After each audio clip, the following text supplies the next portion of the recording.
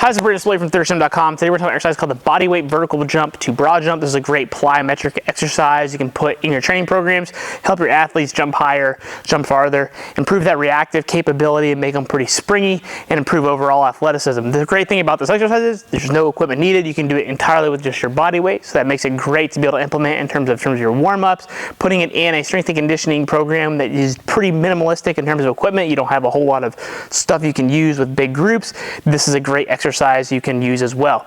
So the big thing we want to take away from this exercise is trying to improve that pop. So by implementing the vertical jump, we're trying to use the stretch shortening cycle to our advantage to benefit our broad jump. So again, this is definitely going to help both of those planes of motion, whether that be jumping vertically or jumping horizontally. However, just keep in mind that usually you're going to see your broad jump improve because of the stretch shortening cycle that we're getting from the vertical jump. So what you're going to do, again, all you need some space.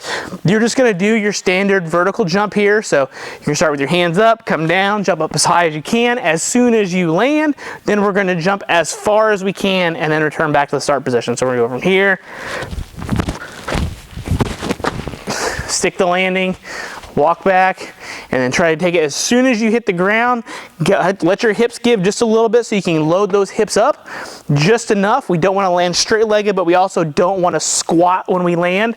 Okay, we want to land in almost a semi-athletic stance with our feet a little bit wider than where we jumped from, so that we can then jump into our broad jump. Again, here.